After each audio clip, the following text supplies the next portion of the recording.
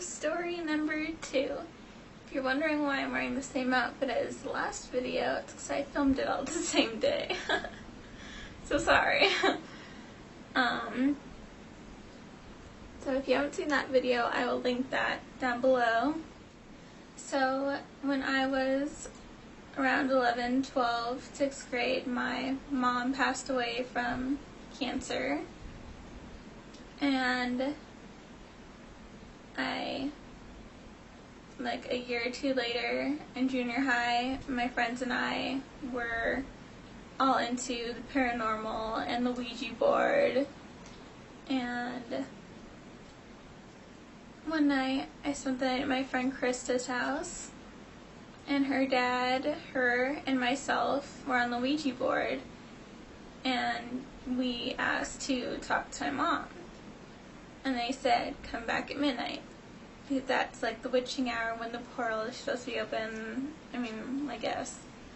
So, yeah, so I was sleeping over, so we decided to wait. And we lit like all white candles because it's like what we read was a good thing to do. You're not supposed to do like red or black candles. Like, I don't know. So yeah, so we lit white candles, and midnight came around, and we asked to talk to my mom. But before we talked to my mom, we talked to my grandpa. And I seriously believe it could have been my grandpa, because I'd met him like the year after my mom passed away. We went to England and visited him, and he had Alzheimer's disease, and which is really sad because I don't remember meeting him when I was a baby. But he would come in and check up at me at night. Like, he would open the door to his kids' room, like he was checking up on me and my sister when we were visiting. It was really sweet. But anyways, so he had Alzheimer's pretty bad, and my aunts went with us. Like, we all went on like a big family trip. And one of my aunts, I'm gonna like cry. One of my aunts looked at him and was like, do you remember me, Dad? And he just started laughing. And it was the saddest thing because she started crying. She was so like, I couldn't even imagine like my dad not remembering me or just laughing and just like totally being checked out. Like, it's totally sad. And so before I asked for my mom, we were talking to my grandpa or so, I think.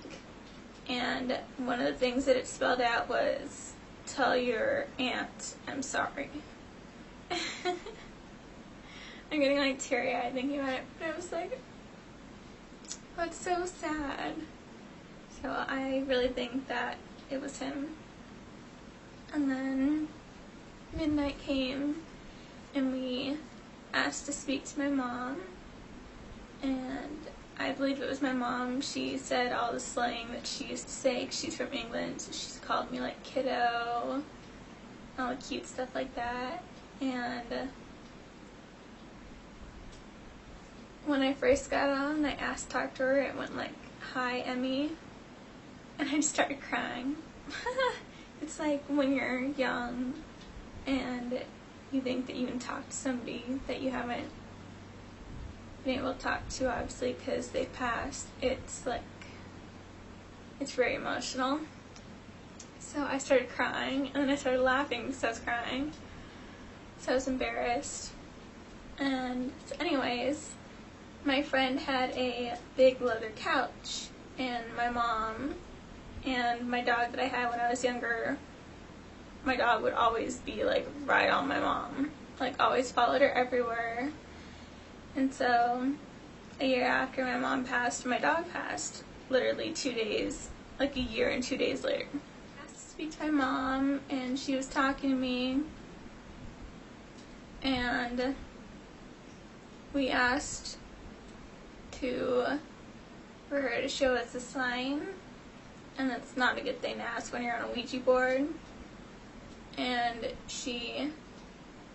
this is why I think it could have like really been my mom and not like something else, you know, because she said, don't ask that. Like, you shouldn't ask that. And it's like on the Ouija board, so it's like spelling it out. But I looked over like on the couch and you'd see an indent. She always sat by the arm. You'd see an indent, and next to the indent was another little indent, and you could see paw prints. And like, yeah, they have cats at the house, but I like walked over to the couch and I took a cat and I set the cat down, and then like I picked the cat up and the paw print would like raise back up and would be gone. So it's like there had to be something like there. Or at least that's what I think.